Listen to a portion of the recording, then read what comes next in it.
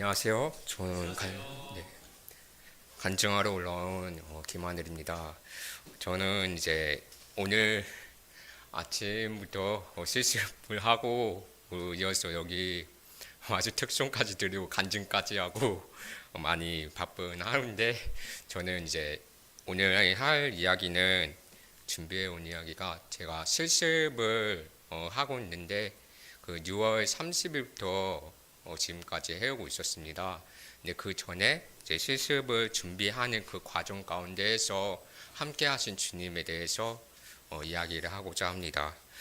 저는 이제 사회복지 학과인데, 여러분들도 아시다시피 광주대학교에서 사회복지학과의 학생으로서 이제 3학년 재학 중인 그런 상황인데요.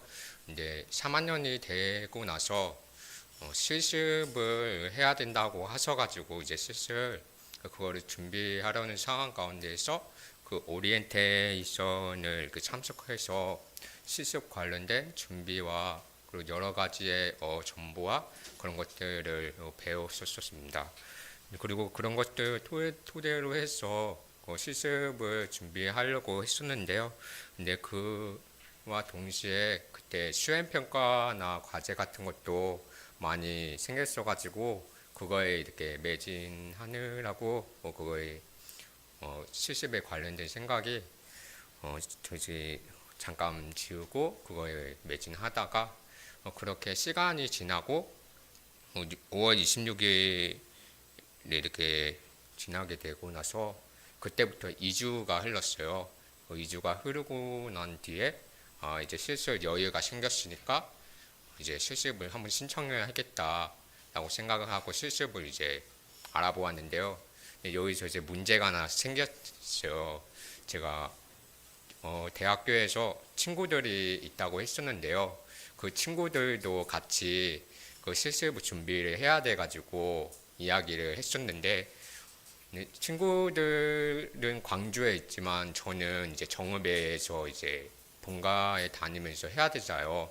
그래서 지역이 달라가지고 알고 보니까 광주에서는 그 실습 이제 모집 기간이 6월 말까지였는데, 정읍은 대부분 거의 다 5월 말까지여가지고, 제가 실습을 하려고 준비를 했을 때 이미 다 마감이 되어 있더라고, 거의 다. 그래서 그런 문제가 생겼어가지고 그런 부분에 대해서 주님께 기도를 드리면서 강구하면서 여러 가지 이렇게 알아보게 되었습니다. 그래서 그 시간을 통해서 저는 이제 주님께 기도를 드리면서 찾아보니까 거의 다 마감이 되어 있고 유일하게 찾은 데가 정읍시 가족센터라고, 거기에서 이제 6월까지 모집을 하고 있었더라고요, 실습생을. 그래서 거기 밖에 없나 하고 생각을 하고 일단은 더 알아보면서도 했지만, 결국에는 거기 한 곳밖에 없어가지고 그 부분에 대해서 주님께서 주신 마지막 기회인 건가 하는 생각으로 함께 이제 부모님께 한번 말씀을 드리고, 그리고 그 부분에 대해서 다시 한번 기도를 드리면서 그쪽으로 유일하게 갈 수 있는 데인가 하고 거기를 실습을 한번 신청을 준비를 하고 있었습니다. 근데 준비를 하고 있는데 그 정읍식 가족센터라는 곳이 저에게 있어서 가본 적도 없고 거기에 대해서 잘 알지도 못하는 데여가지고 걱정도 많이 했었는데요. 그래서 그렇게 일단은 실습을 신청하려고 준비하던 상황에 제 친구들이 막 시간이 없기도 해가지고, 보통 이제 여름 방학에 하긴 것보다 이제 겨울에 실습을 하려고 한다.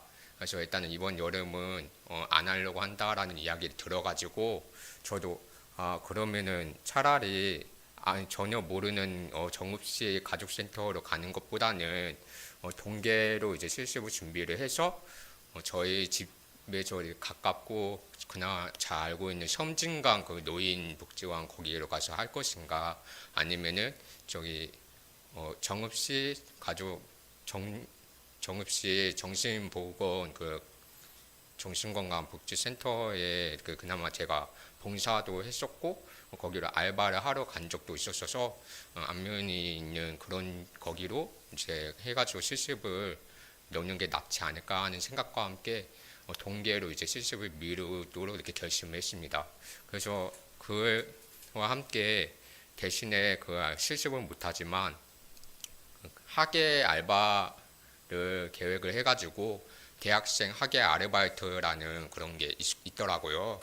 그래서 제가 그거라도 이렇게 해야겠다고 거기로 이제 신청을 하려고 이때가 제가 6월 말 이렇게 했었는데 6월 18일쯤에 그때가 수요일이었는데 이제 학교를 다녀오고 나서 그 정읍시 학예 아르바이트를 신청을 하려고 정읍시청에 전화를 해서 문의까지 하고 신청 절차를 밟고 있던 중이었는데 갑자기 선배님한테 전화가 온 거예요. 전화가 와가지고 좀 왜 전화 왔지 나한테 하는 게 의아한 생각이 들면서 일단은 그 전화를 받았었습니다. 전화를 받아 보니까 선배님이 저에게 너 이제 3학년이 됐잖아. 근데 실습을 잘 준비하고 있니? 라고 이렇게 여쭤보길래 저는 저 이번 학예는 실습을 실패해가지고 신청을 동계를 미루려고 한다라고 말씀을 드렸어요. 근데 그렇게 말씀을 드리니까 선배님께서 알겠어. 그럼 잠깐 끊고 다시 연락 줄게 하고 이렇게 전화를 끊으시더라고요.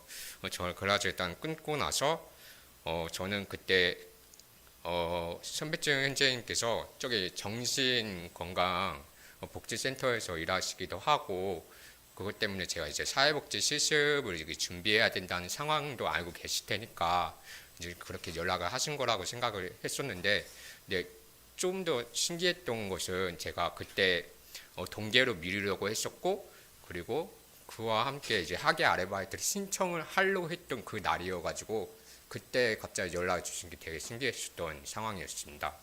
그래서 좀 기다리다 집에 도착하고 나서 선배님께 다시 연락을 주셔가지고 저에게 이런 말씀하신 거예요. 모집 기간이 지났지만 그 신청을 할 수 있는 상황이다라고 말씀하시는 거예요. 그때 그래가지고 진짜 놀라면서 속으로 하면서 일단 잠깐 금방 정신 차리고 네 감사합니다 감사합니다 하고 연락을 드리고 네 알겠습니다 그럼 빨리 신청 준비하겠습니다 하고 이렇게 끊었습니다. 그리고 그 후에 등자가 이게 진짜 주님께서 도와주셨구나 하고 그 하루를 빨리 이제 실습 그 신청을 하려고 서류를 빨리 제출해야겠다는 그런 마음과 함께 주님께 감사드리는 마음으로 빨리 작성을 이렇게 시작을 했었습니다. 근데 제출을 하는 상황이 처음이다 보니까 잘 모르기도 하고 많이 어려웠었는데, 근데 그때 제가 학교를 끝나고 나서 이제 돌아오던 그 사촌 형이 있는데요. 그 사촌 형이 할아버지 집에서 같이 살고 있습니다. 근데 그 형이 그때 마침 시험도 끝나가지고 그날에 그리고 그 형은 취업도 준비하고 있던 상황이라 그 서류에 관련해서 여러 가지를 잘 알고 있었어요. 그래서 한번 나 도와줄 수 있나? 나 이런 상황인데 그래서 제출을 해야 되는데 도와줄 수 있냐고 하니까 그럼 일단 작성해보고 내가 교회 다녀와서 한번 내가 알려주겠다라고 하는 거예요. 그래가지고 진짜 감사한 마음. 그때 시험 끝나고 바로 갈 수도 있었던 상황인데 잠깐 이렇게 남아가지고 방 정리도 해야 되고 하니까 그런 상황이었더라고요. 그래서 이 부분에 대해서도 주님께서 진짜 모든 것을 인도해 주시는구나, 그 길을 열어주시는구나 하면서 제가 다시 한번 감사를 느꼈습니다. 그렇게 해서 마지막까지 실습 그 서류를 제출을 하려고 다 작성을 하고, 그리고 사촌 형한테 조언도 구하고 잘 이렇게 늦은 시간까지 다 작성을 마무리해서 그 다음 일찍 그게 아침 일찍 제출을 했었습니다. 제출을 하고 나서 지금 이렇게 지금 6월 30일부터 실습을 다니기 시작하면서 이렇게 하게 되었고요. 그래서 이 모든 것에 대해서 운이 아니라 그 주님에 대한 감사를 드리면서 이 모든 것을 인도해 주신 주님께 다시 한번 감사를 드리면서 그것에 대해서 간증하려고 이렇게 이 자리에 올라왔습니다. 저는 이 부분에 대해서 오늘의 이야기를 통해서 나눌 말씀은요, 잠언 16장 9절 말씀인데 이 말씀 한번 찾아보도록 하겠습니다.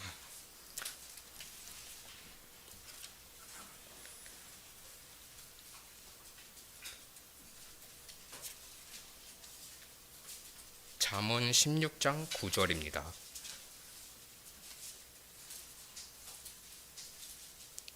찾으셨으면 같이 읽도록 하겠습니다. 준비 시작. 하는 일을 계획할지라도 그의 걸음을 인도하시는 이는 여호와시니라. 여기에 이 말씀처럼 저도 이제 모든 것에 대해서 계획은 한다고는 하지만 그 계획을 인도해 주시고 그 기도 이렇게 이끌어 주시는 분은 주님이시라는 것을 다시 한번 느끼게 된 오늘의 이야기였고요. 그래서 저는 6월 30일부터 시작했던 제 실습 기간도 이제 어느새 이틀이 남았습니다. 내일과 내일 모레까지 함께 남게 되었는데 주님께서 주신 기회인 만큼 마지막까지 최선을 다하고 큰 실수 없이 잘 마무리할 수 있도록 기도해 주시면 감사하겠습니다. 이상으로 제 간증을 마치도록 하겠습니다. 감사합니다.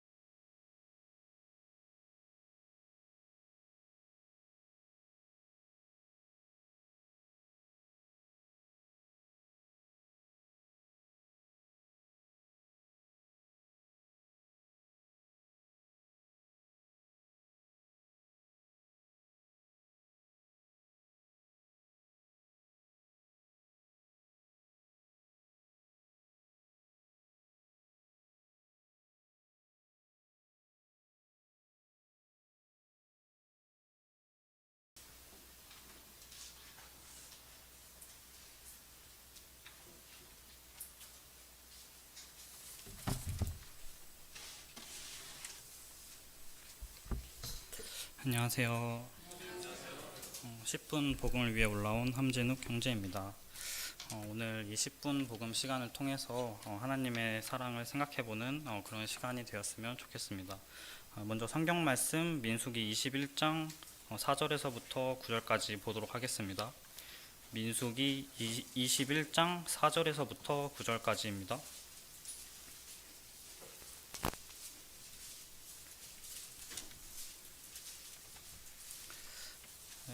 찾으셨으면 교독으로 한번 읽어보도록 하겠습니다. 제가 먼저 읽겠습니다. 백성이 호르산에서 출발하여 홍해 길을 따라 에돔 땅을 우회하려다 하였다가 길로 말미암아 백성의 마음이 상하니라. 백성이 하나님과 모세를 향하여 원망하되 어찌하여 우리를 애굽에서 인도했으며 이 광야에서 죽게 하는가. 이곳에는 먹을 것도 없고 굴도 없도다.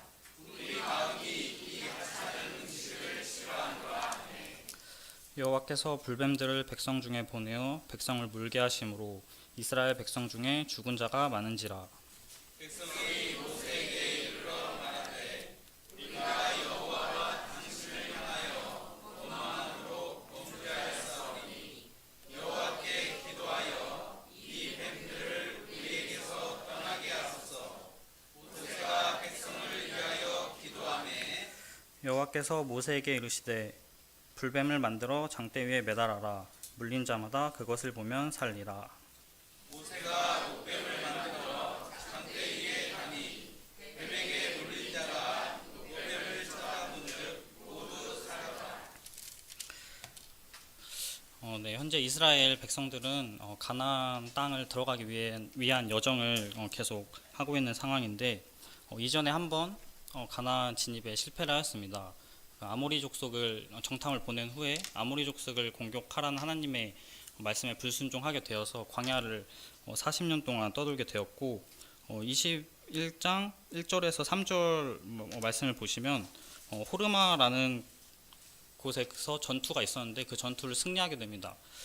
근데 이 땅은 가나안 제일 남쪽에 위치한 땅이었기 때문에 이곳을 승리한 후에 바로 가나안 위쪽으로 올라갈 수도 있는 상황인데 그것 또한 실패하였고 이제 가나안 땅으로 갈 수 있는 가장 빠른 길, 그리고 이스라엘 백성들이 원했던 길은 에돔 땅을 가로질러 왕의 대로라는 길을 통해서 가나안으로 들어가길 원했습니다. 근데 20장의 말씀에 보면은 에돔 왕이 이렇게 말했다면 너는 지나가지 못하리라 하고 에돔 왕이 많은 백성을 거느리고 나와서 강한 손으로 막으니 에돔 왕이 이같이 이스라엘이 그의 영토로 지나감을 용납하지 아니하므로 이스라엘이 그들에게서 돌이키니라.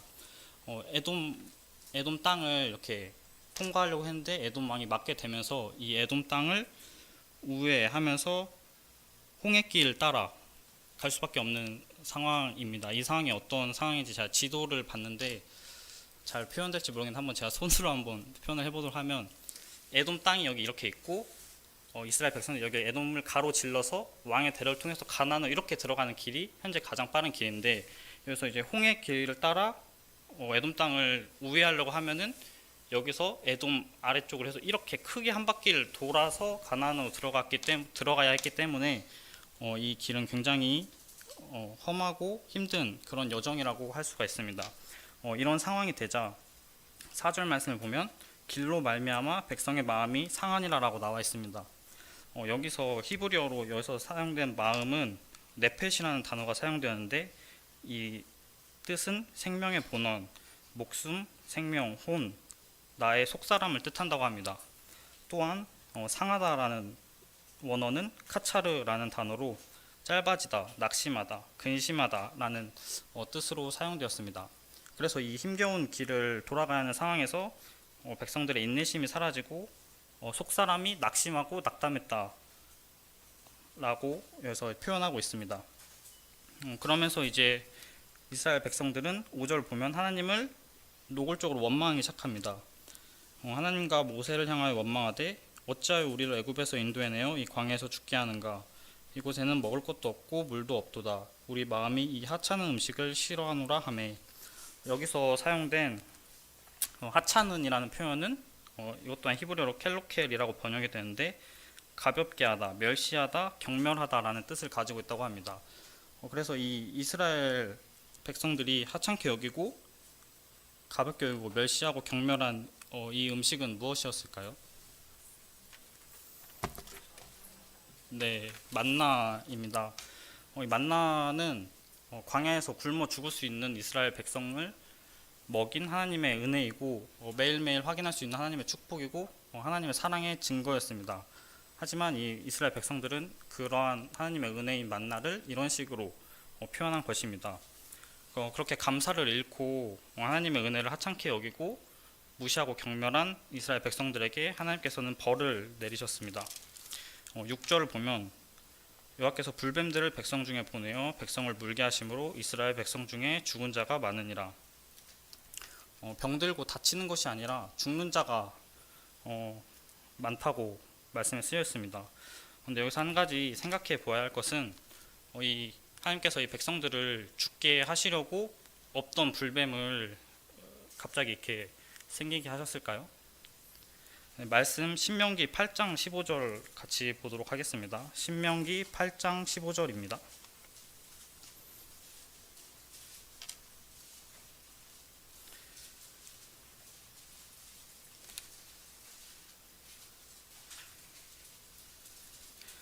찾으셨으면 한 목소리로 읽도록 하겠습니다. 시작.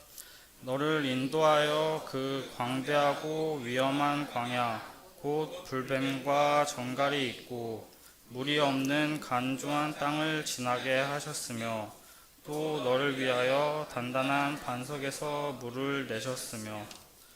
이 광야라는 곳은 원래부터 불뱀이 있었던 위험한 곳이었습니다.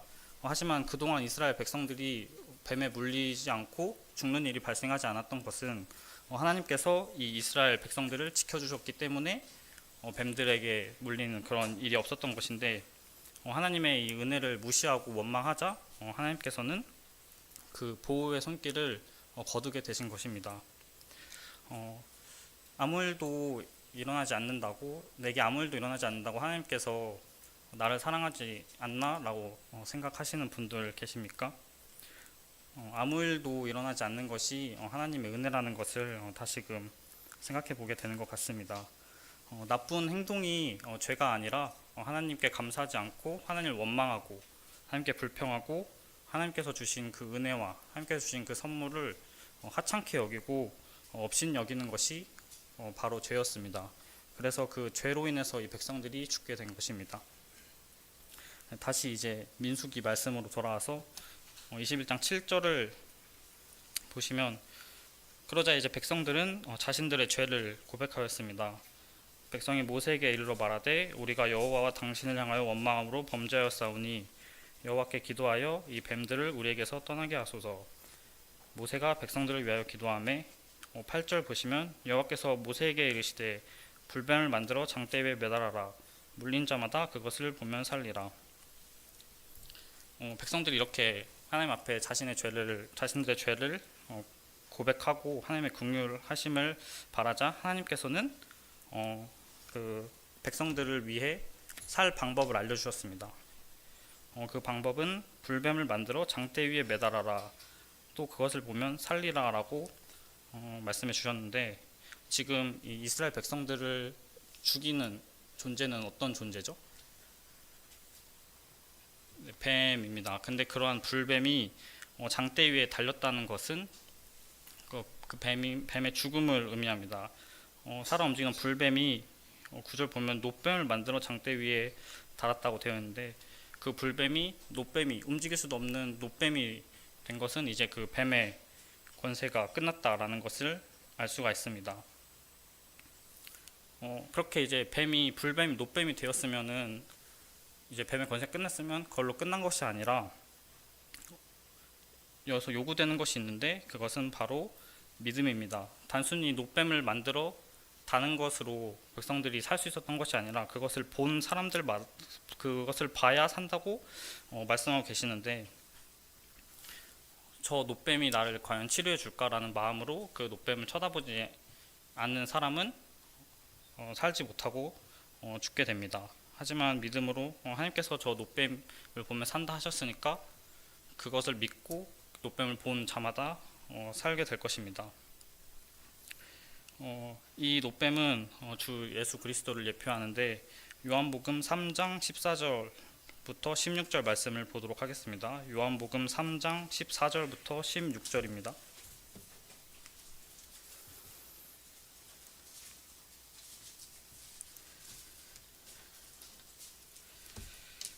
제가 읽도록 하겠습니다. 모세가 광야에서 뱀을 든 것 같이 인자도 들려야 하리니 이는 그를 믿는 자마다 영생을 얻게 하려 하심이라. 하나님이 세상을 이처럼 사랑하사 독생자를 주셨으니 이는 그를 믿는 자마다 멸망하지 않고 영생을 얻게 하려 하심이라. 노뱀을 본 자마다 산 것처럼 저희도 십자가에 달리신 예수님을 바라보아야 합니다. 예수님께서는 우리의 죄를 위해서 십자가에 달리셨습니다. 이것은 이미 일어난 사실이고, 이것은 이미 일어난 사실인데 그것을 이제 거짓말처럼 여기고 믿지 않고 주님을 바라보지 않는다면 우리는 여전히 죄로 인해서 죽어가고 있는 것입니다. 그래서 이제 주님을 바라본다라는 것은 회개한다는 것인데, 이스라엘 백성이 자신들의 죄를 고백하고 하나님의 긍휼을 구할 때 하나님께서는 그렇게 하나님을 원망하고 하나님께 불평하던 이스라엘 백성들에게 은혜를 베풀어 주셔서 그들을 살려주셨습니다. 이것처럼 우리의 죄를 고백하고 돌이킬 때 하나님께서는 생명을 주십니다. 불뱀에 물렸을 때 살 수 있는 방법이 그 노뱀을 바라보는 것밖에 없었던 것처럼, 저희도 저희의 죄를 해결하기 위해서는 오직 주 예수 그리스도밖에 없음을 잘 알아야 합니다. 우리가 구원을 받기 위해서도 십자가에 달리신 주님을 바라보아야 하지만, 저희가 이제 구원을 받은 후에도 그래서 하나님을 원망하고 하나님을 불평하고 죄에 넘어졌을 때에도 저희는 회개하는 그런 심정으로 주님 십자가 달리신 주님을 바라보아야 합니다. 우리가 우리의 죄를 고백하고 하나님께 나아갈 때 하나님께서는 그런 저희들을 사랑으로 받아주십니다. 혹시 아직 주님을 영접하지 못한 분이 계시다면 하나님의 사랑을 기억하고 회개함으로 하나님께 나아가는 그런 시간이 되었으면 좋겠습니다. 그럼 이상으로 10분 복음 마치도록 하겠습니다. 감사합니다.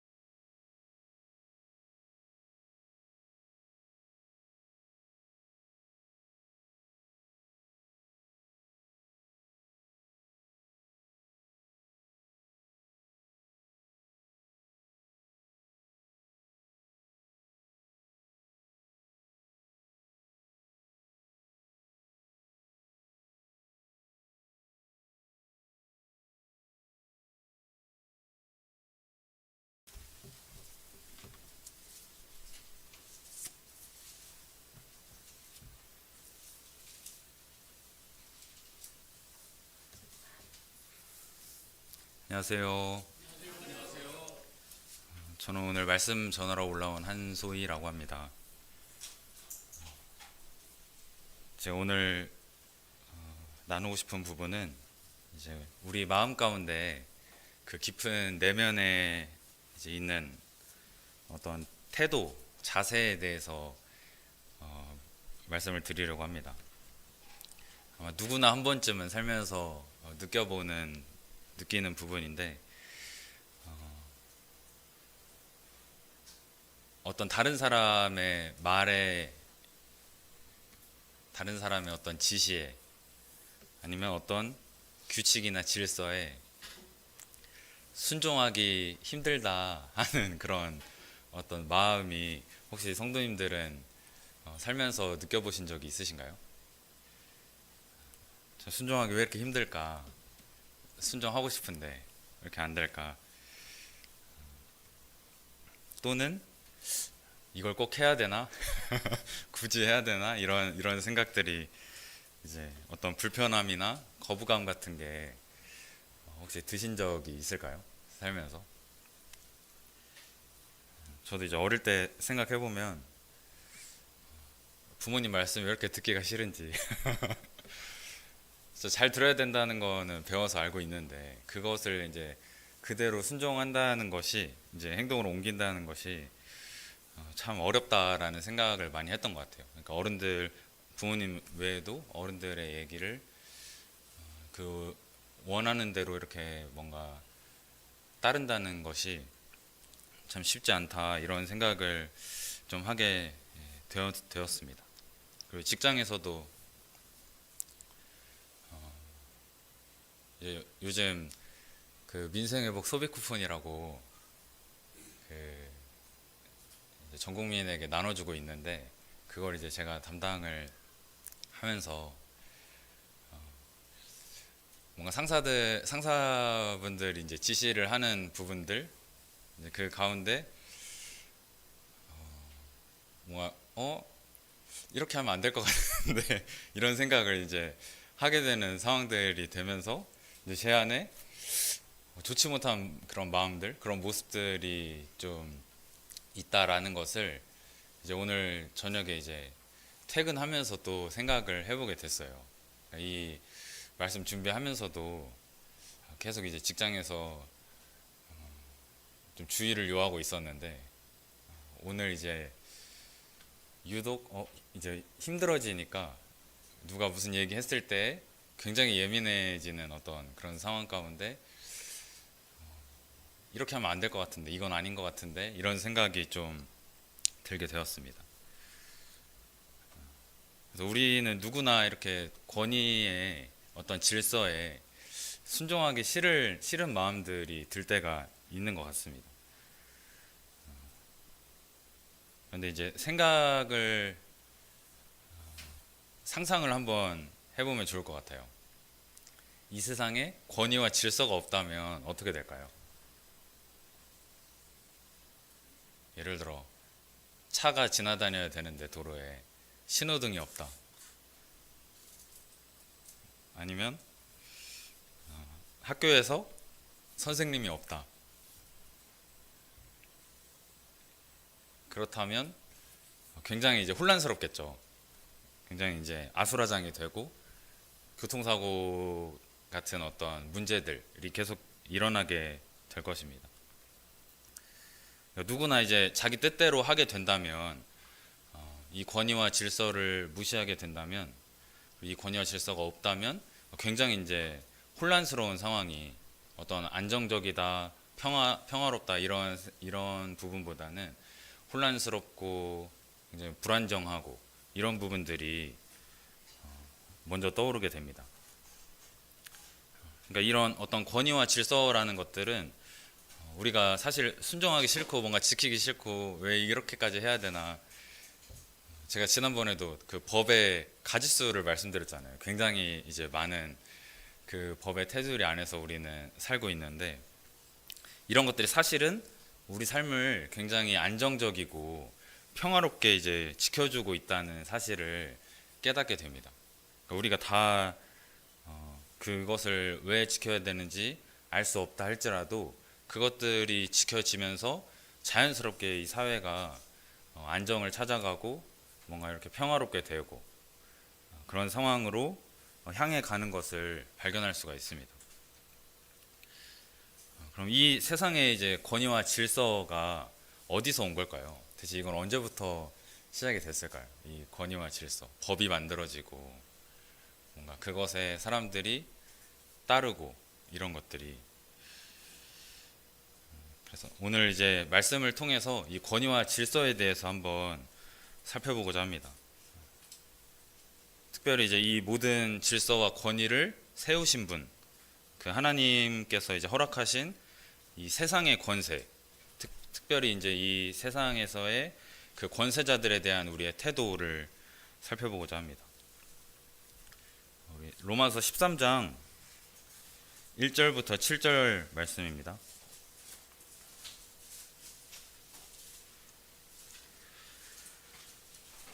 로마서 13장 1절부터 7절입니다.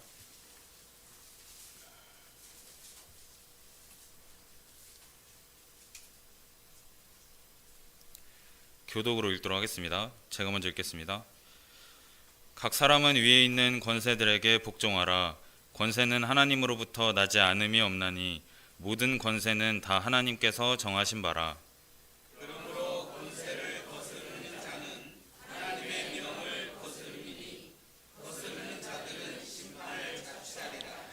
다스리는 자들은 선한 일에 대하여 두려움이 되지 않고 악한 일에 대하여 되나니 내가 권세를 두려워하지 아니하려느냐.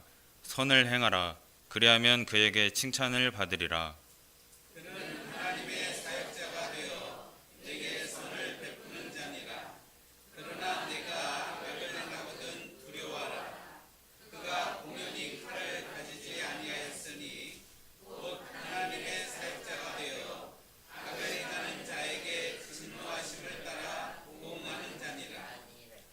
그러므로 복종하지 아니할 수 없으니 진노 때문에 할 것이 아니라 양심을 따라 할 것이라.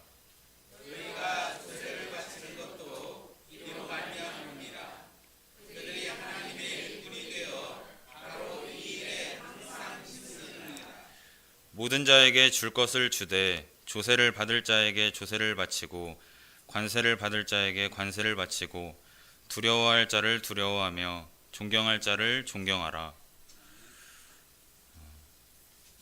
이제 이 말씀이 이 당시에 이제 시대 상황을 보면 이 당시에 세상에서 가장 큰 권세를 가지고 있던 사람이 혹시 누구였을까요?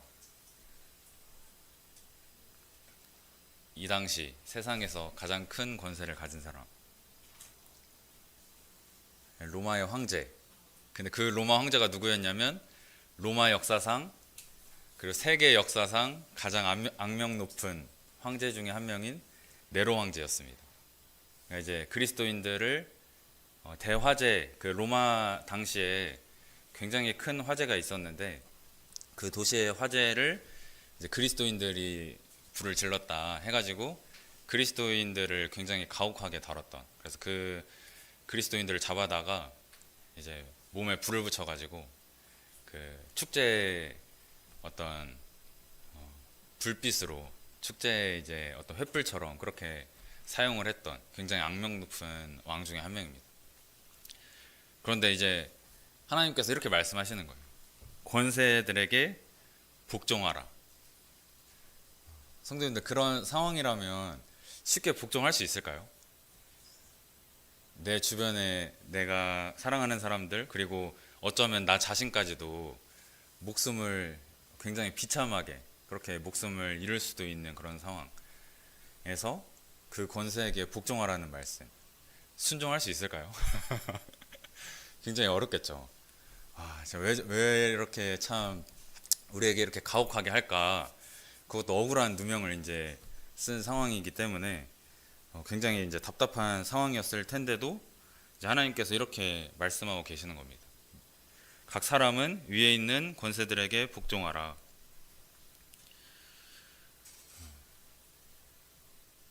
사실 이제 이 세상의 어떤 정부 그리고 국가에 충성하는 것은 미덕으로 여겨지잖아요. 우리가 당연한 것으로 그렇게 해야 된다. 어릴 때부터 이제 배우기도 하고, 우리도 뭐 국회에 대하여 경례도 하고, 뭐 여러 이제 애국가도 부르고, 이제 국가에 대한 어떤 충성을 뭔가 요구받기도 하고, 남자들 같은 경우에는 국방의 의무를 지기도 하고, 그러면서 이제 어떤 국가의 충성 이런 것들에 권세에 복종하고 이런 부분들을 어려서부터 배우게 되는데, 그럼에도 불구하고 이렇게 로마의 황제가 그 당시 네로였던 것처럼 어떤 이렇게 힘든 상황들 가운데 우리가 복종을 할 수 있을까?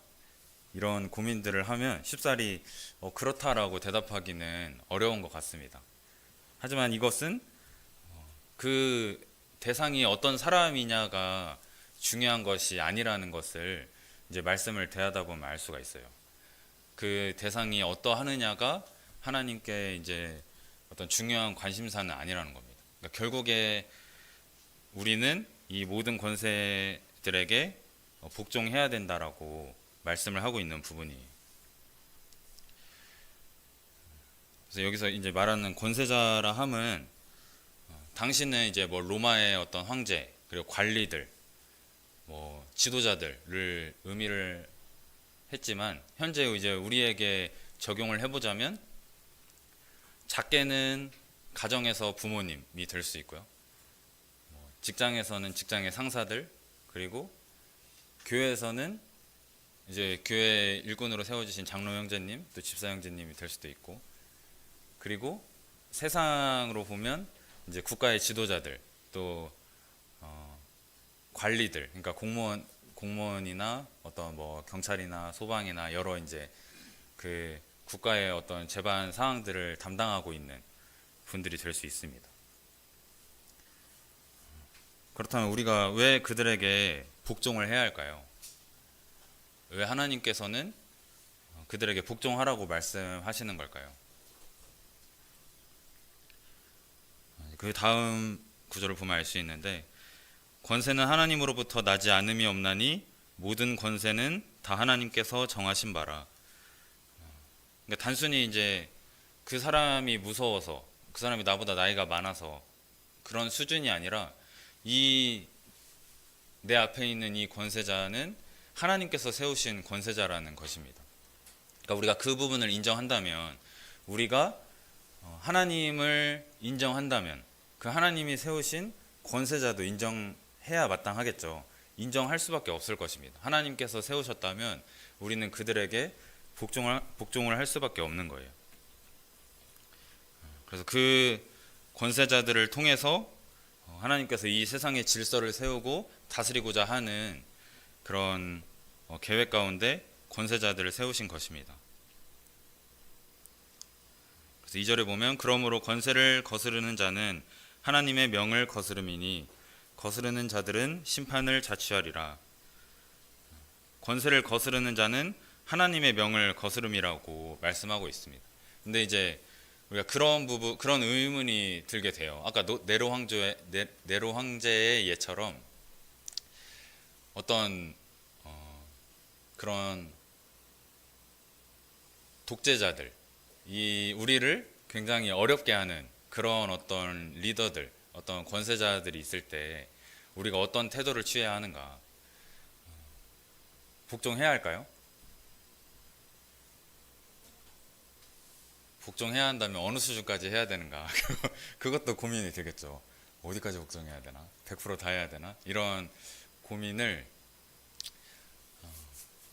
굉장히 오래전부터 해온 것 같아요. 이미 이제 이것들이 잘 정리된 어떤 주석이나 이런 것들도 보면 굉장히 이제 잘 정리가 되어 있는데, 우리 성경에서 좀 답을 찾아보자면 성경에서 왕 중에, 권세자 중에 정말 하나님의 어떤 뜻 가운데 잘 통치하는 왕도 있지만 그렇지 않은 왕들도 있잖아요.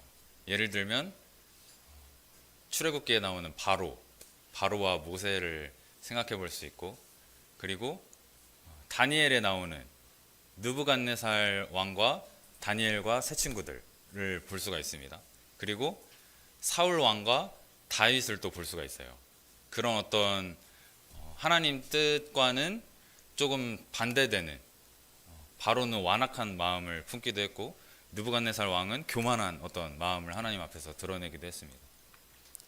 사울 왕은 하나님 말씀에 이제 불순종함으로 인해서 하나님께서 다윗 왕에게 이제 왕위를 넘겨주고자 하는 그런 계획 가운데 굉장히 이제 왕들이 어떻게 보면 사람의 목숨까지도 함부로 다룰 만한 어떤 그런 상황에 있었어요. 그래서 그러니까 그 로마 시대에 그리스도인들이 굉장히 이제 목숨을 많이 잃기도 했고 어떤 두려워하는 그런 상황이 있었던 것처럼 이 당시도 다니엘과 세 친구들도 죽을 뻔한 상황들이 있었고, 모세도 마찬가지고 다윗 왕도 여러 번 사울 왕에게 죽임을 당할 뻔한 상황들이 있었습니다. 그때 이제 그들이 어떻게 했을까요? 모세와 다윗과 다니엘과 세 친구들이 어떻게 했는지를 보면 힌트를 좀 얻을 수가 있습니다. 하나님께서 그들의 삶을 통해서 우리에게 가르쳐 주시는 부분들이 있는 것 같아요. 그러니까 그 왕들은 하나님께서 세우신 왕들일까요? 하나님께서 세우셨을까요? 네, 하나님께서 세우신 왕들이에요. 하나님께서 세우신 권세자들입니다. 그러면 그들에게 순종해야 할까요? 애굽을 탈출하지 말라고 하면 탈출하지 말아야 할까요? 금신상에게 절하라고 하면 절을 해야 할까요? 다윗에게 돌아오라고 하잖아요. 사울이 죽이려고 돌아오라고 하는 상황에서 돌아갔어야 했을까요? 그러지 않았어야 한다는 것을 우리는 알고 있습니다. 왜 그렇죠? 하나님의 말씀이 있었기 때문에, 그들을 향한 하나님의 그 뜻이 분명했기 때문입니다. 성경에서 분명히 하나님께서 말씀으로 기록해 두고 계시기 때문에. 그러니까 우리가 하나님의 뜻을 알고 있다면 그리고 그 권세자가 하나님을, 그 자기를 권세자로 세우신 그 하나님을 반하는 어떤 정책, 어떤 상황들, 이런 것들이 진행이 된다면 그것에는 불복종할 수 있습니다. 이 다니엘과 세 친구들이 그랬던 것처럼, 다윗이 그랬던 것처럼, 또 모세가 그랬던 것처럼. 그런데 이것이 불복종한다고 해서 칼 들고 싸우라는 의미는 아닙니다. 그러니까 폭력적으로 대응한다거나 막 반란을 일으킨다거나 왕을 끌어내서 막 목을 쳐야 된다, 이런 어떤, 우리가 프랑스나 여러 이제 유럽의 역사들, 근대 역사들을 보면 이제 반란을 일으켜가지고 왕들의 이제 목을 단두대에서 자르기도 하고 막 그런 상황들이 벌어지잖아요. 그런데 그런 어떤 폭력적인 방향으로 하나님께서 인도하시는 것은 결코 아니라는 겁니다. 그러니까 우리가 그 권세자들을 대해야 되는 태도는 분명히 존경하는 태도, 그리고 두려워하는 태도로 그들을 대해야 합니다. 왜냐하면 그들은 하나님께서 세우신 일꾼들이기 때문이에요. 그래서 3절에 보면 다스리는 자들은 선한 일에 대하여 두려움이 되지 않고 악한 일에 대하여 되나니 내가 권세를 두려워하지 아니하려느냐 선을 행하라 그리하면 그에게 칭찬을 받으리라. 이제 아까 그 불복종에 대해서 말씀을 드렸는데 그러니까 폭력적인 방향이 아니고 단순히 그것을 거절하는 방향 그리고 하나님의 그 뜻에 순종하는 방향으로 우리는 나아가야 합니다. 그리고 그 다스리는 자들이 선한 일을 위해서 또 이 다스린다라는 것을 우리는 인정해야 돼요. 그러니까 그 어떤 독재자들 같은 그런 예를 드는 것이 아니라 일반적인 상황에서 권세자들은 선한 일을 장려합니다. 그리고 하나님의 그 일을 도모하려고 합니다. 그러니까 이게 어떤 의미냐면 꼭 권세자가 그리스도인이 아니라 할지라도 우리가 사회에서 법이나 어떤 규칙이나 질서나 이런 것들을 보면 악한 방향으로 흘러가나요? 대부분은 선한 것들을 장려하죠. 사람에게 사기치지 못하도록, 사람을 해하지 못하도록, 죽이지 못하도록, 또 어떤 재물을 갈취하거나 어떤 손해를 끼치거나 하지 않도록, 그리고 어떤 국방이나 어떤 치안이나 행정이나 이런 것들을 통해서 국민들을 보호하고 권리를 지켜주고 이런 일들을 합니다. 그러니까 대부분의 권세자들은 거의 모든 권세자들은 선한 일을 장려한다는 거예요. 그러니까 악한 일을 도모해서 뭔가 악법을 만든다거나 막 예를 들어 옛날 우리 그 한국사 역사를 보면 막 그 조세에 대해서 횡포를 부리기도 하고 하잖아요. 돈을 엄청나게 걷기도 하고 우리 가까운 예로 그 정읍에서 있었던 동학농민혁명을 예로 들자면 죽은 사람에게도 세금을 이제 부과함으로 인해서 백성들이 들고 일어나잖아요. 농민들이 이제 봉기를 일으키게 됩니다. 이제 그런 상황들 가운데 어떤 어려움들, 그러니까 아까 독재자의 예도 마찬가지지만 그런 어려움들이 있긴 하지만 대부분의 권세자들은 그렇지 않다라는 거예요. 선한 일을 장려하고 그런 어떤 법과 규칙과 질서를 통해서 이 사회가 안정적으로 흘러갈 수 있도록 우리가 평화를 유지할 수 있도록 그렇게 다스리고 있다는 부분입니다. 그러니까 이것은 단순히 뭐 국가의 지도자에 대해서만 그런 것이 아니라 작게 그 부모님도 마찬가지죠. 가정을 화목하게 잘 이제 다스리기 위해서 어떤 그 가족 간의 규칙, 질서 이런 것들을 세우고 그런 것들이 잘 지켜질 수 있도록 힘씁니다.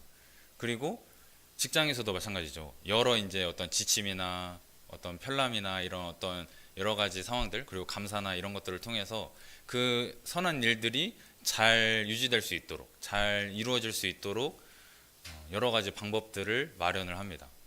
그리고 이제 가르쳐 주기도 하죠. 옆에서 지도해 주기도 하고 그리고 교회에서도 마찬가지예요. 장로 형제님이나 집사 형제님이나 이 교회가 하나님의 뜻 가운데 또 성도님들이 영적으로 유익하게 이 땅에서 살아갈 수 있도록 돕는 역할들을 합니다. 그러니까 우리가 그런 것들을 생각해 보면 모든 권세자들은 이렇게 유익한 방향으로 또 선한 방향으로 우리를 인도하고 있다는 부분을 우리가 알 수 있습니다. 그래서 선한 일에 대해 두려움이 되지 않고 악한 일에 대하여 되나니 내가 권세를 두려워하지 아니하려느냐 선을 행하라. 그러니까 우리가 이제 범죄를 하게 되면 그 권세자의 진노를 사게 되면 두려움이 임하게 되죠. 예를 들어 경찰에 출두를 해야 될 수도 있고 재판을 받아야 될 수도 있고 감옥에 갇혀야 될 수도 있고 또 더 나아가서는 어떤 그 심한 형벌에 처해질 수도 있습니다. 그러니까 이런 것들로 인해서 우리는 두려워하는 마음들이 있죠. 그런 형벌들을 받지 않기 위해서 그런 징벌을 받지 않기 위해서 두려워하는 마음들이 있습니다. 그러니까 이것은 선한 일을 하는 사람에게는 결코 두려움이 되지 않죠. 죄를 범한 사람에게만 두려움이 되는 것입니다. 우리가 이 규칙과 질서와 법과 이런 것들을 잘 지킨다면 두려워하면서 살 필요가 있을까요? 네, 절대 두렵지 않습니다. 당당하게 가슴 쫙 펴고 살아가죠. 누가 뭐라고 해도 나는 잘 지켜왔다. 이렇게 당당하게 살아갈 수 있을 겁니다. 그런데 그것을 지키지 않은 사람에게는 굉장한 두려움이 되죠.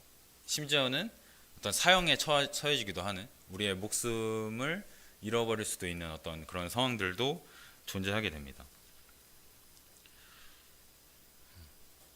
4절에 보면 그는 하나님의 사역자가 되어 내게 선을 베푸는 자니라. 그러나 내가 악을 행하거든 두려워하라. 그가 공연히 칼을 가지지 아니하였으니 곧 하나님의 사역자가 되어 악을 행하는 자에게 진노하심을 따라 보응하는 자니라. 그는 하나님의 사역자가 되어서 내게 선을 베푸는 자라고 말씀하고 있습니다. 이 말씀은 다른 번역본에 보면 하나님의 심부름꾼이다 이렇게 표현을 하고 있어요. 너를 위한 하나님의 심부름꾼이다. 그러니까 이것이 단순히 우리를 위한 심부름꾼이라고 해서 우리보다 못한 사람처럼 대우하라는 말은 아닙니다. 그러니까 그 하나님이 세우신 심부름꾼이기 때문에 하나님의 일을 대신하는, 대리하는 사람이기 때문에 우리는 그에게 존경하고 두려워하는 마음으로 대하라고 말씀하고 있는 거예요. 그리고 그가 우리에게 선을 베풀고 있다고 말씀을 하고 계십니다. 그래서 우리가 이제 어떤 대리자들을 생각해 보면 국가와 국가 간에도 옛날에 이제 또 역사를 보면 제가 어릴 때부터 삼국지를 되게 좋아했는데 국가와 국가 간에 어떤 외교를 하기 위해서 사자들을 보내잖아요. 그러니까 왕의 명령을 다른 나라에 전하는 그런 역할을 하는 사자를 보내게 됩니다. 그런데 그 사자를 해하게 되면 어떻게 될까요? 예, 바로 전쟁이 일어나요. 삼국지든 뭐 다른 역사든 중국이든 한국이든 뭐 다른 역사를 보더라도 사자를 죽인다라는 것은, 그러니까 외교관이죠, 한마디로. 외교관을 해한다는 것은 전쟁을 의미합니다. 그러니까 그 나라, 그 권세를 완전히 무시하는 태도인 거예요. 그래서 암묵적으로 뭐 꼭 법으로 정해놓지 않더라도 그 외교관들, 사자를 해하면 안 된다라는 그 암묵적인 룰이 있는 겁니다. 그런 규칙, 질서가 있는 거예요. 근데 그것을 어기게 된다면 전쟁이 일어나게 되는 것입니다. 그러니까 그것과 같이 하나님의 대리자, 하나님의 심부름꾼이라고 하는 그 권세자들을 우리가 해한다 또는 함부로 대한다 라면, 또는 험담한다. 우리가 쉽게 이제 제가 고등학생 때 한국사 선생님이 이런 얘기를 했어요. 요즘은 세상이 너무 좋아져가지고 대통령 욕을 해도 안 잡혀가는 세상이 되었다고. 본인은 이제 그 예전에 이제 그 군사정권 시절을 경험했던 이제 분이다 보니까 요즘 세상이 너무 좋아졌다고 그런 말씀을 하세요. 그러니까 우리 학생들에게 함부로 할 수 없음을 굉장히 안타까워하는 어떤 그런 맥락에서 이제 말씀을 하시는데, 그러니까 그런 어떤 권세자들에게 함부로 하게 된다면, 험담을 하게 된다면, 또 그들을 해하게 된다면 어떻게 될까요? 하나님의 진노를 사게 되는 것입니다. 하나님께서 세우신 권세자이기 때문에 그에게 함부로 한다면 하나님의 진노를 사게 되는 결과를 맞게 되는 거예요. 그러나 내가 악을 행하거든 두려워하라. 그가 공연히 칼을 가지지 아니하였으니, 여기서 칼이라는 굉장히 무시무시한 단어를 사용하고 있습니다. 칼은 보통 어떨 때 사용하죠? 싸울 때, 상대방을 해할 때, 죽일 때, 이럴 때 사용하는데, 그러니까 그 칼이라는 것은 우리가 이제 어떤 법원이나 이런 데 앞에서도 뭐 동상 같은 거 세워진 거 보면 칼과 저울을 들고 있는 어떤 모습들을 볼 수가 있어요. 그 칼이라는 것은 어떤 냉정한 그런 어떤 처분에 대한 부분입니다. 그러니까 어떤 행동을 했을 때 그 사정을 다 봐주는 것이 아니고 그 법과 규칙과 그 질서에 따라서, 그 상황에 따라서 이제 처분을 내리는, 그러니까 그것에 대해서는 아무도 이의를 제기하지 못하겠죠. 법과 규칙과 질서가 있기 때문에. 그러니까 개인의 어떤 그냥 개인적인 마음으로 무언가 처분을 내리는 것이 아니라 법과 규칙과 질서에 명시가 되어 있기 때문에 그 가운데 처분을 내린다는 것은 모든 국민들이 그 처분에 따르게 됩니다. 그러니까 예를 들어 우리 최근에 대통령 탄핵 사건을 이제 겪게 되었잖아요. 대통령이 아무리 본인은 아니다 해도 한번 결정이 되면, 탄핵으로 결정이 되면 어떻게 되는 거죠? 예, 대통령 자리를 유지하고 싶어도 그 자리에서 물러나야 합니다. 대통령도 권세를 잡은 그 권세자도 법과 질서와 규칙을 벗어나서 살아갈 수는 없는 거예요. 그 테두리 안에서 그것을 잘 지키면서 또 그것을 권하는 방향으로. 그래서 그 권세자가 그것을 지키지 않았을 때, 그것의 테두리를 벗어났을 때는 그 권세자도 또한 그 법과 질서와 규칙에 따라 처분을 받게 되는 것입니다. 그래서 우리는 그 하나님께서 세우신 그 권세자에게 복종해야 한다라는 거예요. 곧 하나님의 사역자가 되어 악을 행하는 자에게 진노하심을 따라 보응하는 자니라. 그래서 이제 악을 행하는 자들에게 보응한다라고 분명히 말씀하고 계십니다. 그러니까 이 권세자들은 우리를 돕는 하나님의 일꾼, 그리고 하나님의 심부름꾼이라고 말씀하고 있는 거예요.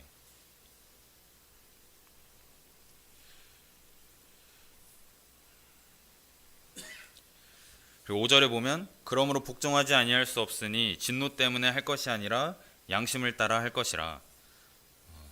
이것은 진노 때문에만 하지 말고 양심에 따라서도 해라 라고 번역하는 것이 더 정확합니다. 그러니까 진노 때문에라도 복종한다면 그것도 좋은 거예요. 내가 두려워서, 권세자를 두려워하는 그 마음, 하나님을 두려워하는 마음으로 그 진노를 살까봐 그 말씀에, 그 규칙과 질서에, 그 권세자에게 복종하는 것 잘하고 있다는 겁니다. 그리고 양심에 따라서, 우리의 양심에 따라서도 복종하라고 말씀하고 있습니다. 그러니까 이 양심이라는 것은 양심이라고 해서 뭐 우리 개인의 어떤 스스로 뭔가 이렇게 하는 부분이 아니라 그 하나님께서 세우신 그 규칙과 질서와 법의 테두리 안에서 그 하나님의 뜻 가운데 우리 스스로가 순종하고자 하는 마음 있잖아요. 그냥 뭔가 이렇게 남이 시켜서 억지로 하고 막 이런 거 말고 우리에게 부여된 그 의무감, 그 충성, 그런 것들을 통해서 우리가 양심적으로 그 뜻에 복종하는 것, 그것을 말씀하고 있습니다. 그러니까 이것은 단순히 진노만, 그리고 뭐 양심에 따라서만 해라, 아니면 또는 양심에 따라서 하는 것이 더 좋다, 그 뭐 진노에 따라서 하는 것은 안 좋다, 이렇게 말씀하고 계신 것이 아니라 진노 때문에라도 복종한다면 그것도 좋지만 양심에 따라서도 복종해라, 이렇게 말씀하고 있는 겁니다. 6절에 너희가 조세를 바치는 것도 이로 말미암음이라. 그들이 하나님의 일꾼이 되어 바로 이 일에 항상 힘쓰느니라.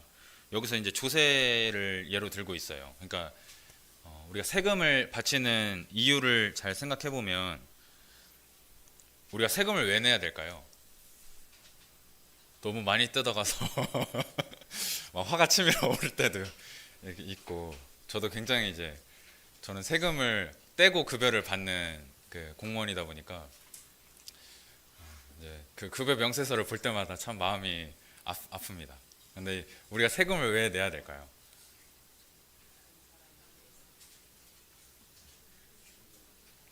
네. 성도님도 혹시 그 내가 내는 세금만큼의 혜택을, 나에게 어떤 유익을 받고 있다고 믿고 계세요? 감사하네요. 어떤 사람은 국가가 나한테 해준 것도 없는데 이렇게 많은 돈을 내야 되냐고 막 따지시는 분들, 오늘도 이제 민생이가 뭐 소비 쿠폰 나눠주는데 내가 20만 원 받으려고 여기까지 왔는데요, 이렇게 말씀하시는 분도 물론 있지만, 우리가 세금을 내므로 인해서 어떤 그 국방, 그 치안, 이런, 그러니까 우리가 불났을 때 소방관이 달려와주고, 우리가 도둑이 들었을 때 경찰관이 달려와주고, 우리가 어떤 뭔가 처리해야 될 일들이 있을 때 어떤 행정 서비스의 도움을 받기도 하고, 어떤 그 다른 나라의 위협으로부터 국방의 안전, 또 외교적인 어떤 또 안전 등의 어떤 여러 상황들을 또 보장받기도 합니다. 그러니까 우리가 내는 세금으로 사실은 굉장히 많은 혜택들을 보고 있습니다. 이제 충주맨이라고 그 공무원이신데 유명하신 분이 있어요. 구독자가 굉장히 많으신 그 충주시 유튜브를 운영하고 계신 그분이 국민 1인이 내는 세금에서 그 내가 지금 상대하고 있는 이 공무원 한 명에게 과연 얼마 그 급여에 얼마를 지불하고 있는가. 그러니까 이것은 내가 정말로 이 공무원에게 함부로 해도 되는가? 내가 내는 세금으로 내가 내는 세금으로 밥 벌어먹고 살면서 이 말을 해도 되는가를 따져보기 위해서 이제 나온 맥락인데 한 사람에게 얼마 정도 돌아갈까요? 그러니까 성도님들이 저를 부리기 위해서 장명동에 오셔서 저를 부리기 위해서 내는 세금에서 얼마가 저에게 올까요? 468원이라고 합니다. 네, 468원. 더 말하지 않아도 모두가 이해할 수 있는 금액이죠. 그리고 이런 어떤 그런 여러 가지 서비스들을 우리가 받을 수 있고 안전을 보장받는 그런 상황들. 그리고 이 당시는 또 네로 황제 통치를 받고 있는 상황이었기 때문에 그런 어떤 국가에 복종하지 않는 상황들이 된다면 괜히 황제의 진노를 사게 되는 그런 상황들. 안 그래도 이 그리스도인들에 대한 탄압이 굉장히 극심한데 불필요한 오해를 받을 필요는 없잖아요. 세금도 잘 내고 황제에게 복종하는 모습들을 보이는 그 가운데 그럼에도 불구하고 이제 그 받는 고난들 그런 것들은 이제 우리가 역사적으로도 이제 성도님들이 어떻게 대처했는지 그 당시에 성도님들이 어떻게 대처했는지는 우리가 다 알 수 있습니다. 그러니까 그 죽음을 의연히 받아들이기도 하고 두려움에도 불구하고 순응하는 모습들 그리고 결코 폭력적으로 하지 않았다는 부분들을 통해서 우리는 또 그 안에서 또 배우게 되는 것 같습니다.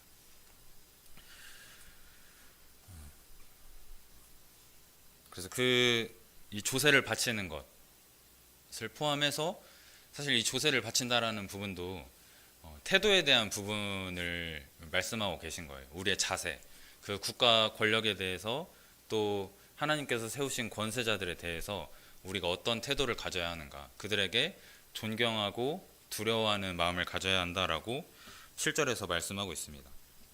모든 자에게 줄 것을 주되 조세를 받을 자에게 조세를 바치고 관세를 받을 자에게 관세를 바치고 두려워할 자를 두려워하며 존경할 자를 존경하라. 그러니까 우리는 사실 대통령을 욕해도 되는 어떤 국민의 주권이 굉장히 우선시되는 사회에 살고 있지만 그 국민의 주권이 있다 할지라도 우리가 권세자들을 대하는 태도는 존경과 두려움이 있어야 된다는 거예요. 그러니까 실제적인 사례를 들자면 누군가 어떤 정치적인 얘기들을 하고 험담을 했을 때 저는 거기에 낀 적이 없어요. 그러니까 직장에서도 마찬가지고 이렇게 껴가지고 같이 욕한다거나 그런 모습들을 보이지는 않았습니다. 그러니까 그 이유는 최소한 그 지도자가 어떠하든 간에 하나님이 세우셨다라는 것을 인정하고 또 그것을 믿고 있었기 때문에 함부로 할 수가 없죠. 하나님께서 세우신 그 권세자라고 한다면 함부로 할 수가 없는 것입니다. 그래서 두려워할 자를 두려워하며 존경할 자를 존경하라고 말씀하고 계십니다. 그러니까 성도님들께서도 권세자들을 대할 때, 그러니까 가깝게는 부모님, 또 직장에서는 상사, 또 교회에서는 장로형제님과 집사형제님, 또 그 각 소그룹의 리더들도 포함이 되겠죠. 권세자라고 하면.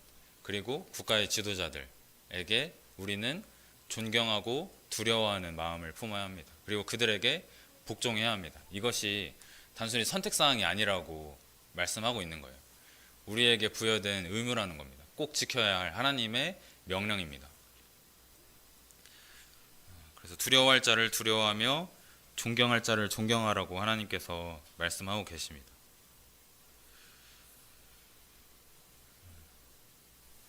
그래서 성도님들께서도 이제 물론 그 각자의 이해관계에 따라서 국가의 지도자 포함해서 여러 권세자들에게 어떤 좋지 않은 마음이 들 때도 있죠. 어떤 불만이나 불평이나 이렇게 그런 마음이 들 때도 있지만, 그러니까 우리의 태도는 그것을 다 쏟아내고 또는 폭력적인 방법으로 또는 험담하는 방향으로 이렇게 가는 것이 아니라 그에게 복종하는 방향으로 또 그 하나님의 뜻에 순종하는 방향으로 우리가 나아가야 한다는 것입니다. 그래서 하나님께서 세우신 그 질서를 존중하고 또 그 하나님의 뜻에 복종하는 성도님들 되시기를 간절히 바라는 마음이 있습니다. 우리 기도하고 말씀 마치도록 하겠습니다.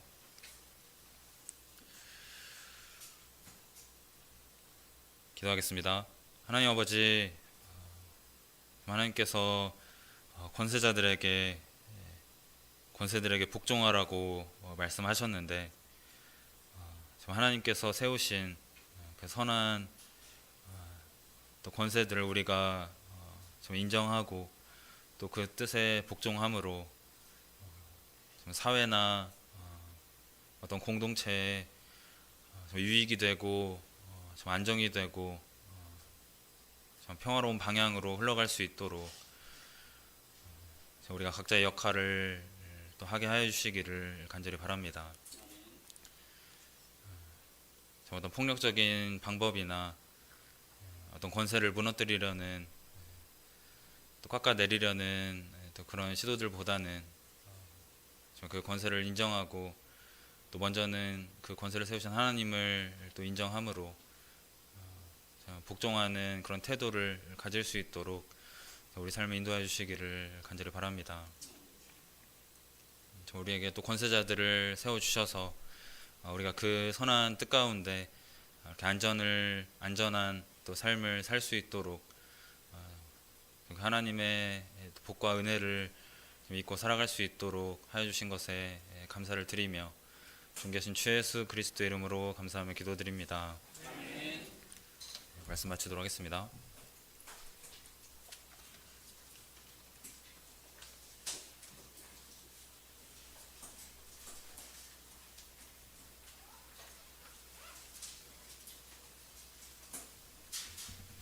네, 말씀 감사드립니다.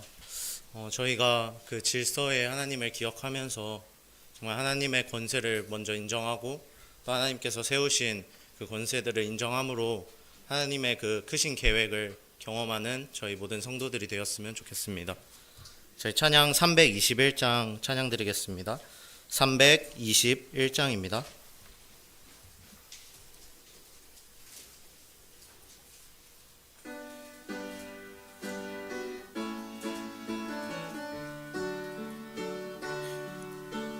하늘의 해와 달들아 소리 높여 찬양하여라.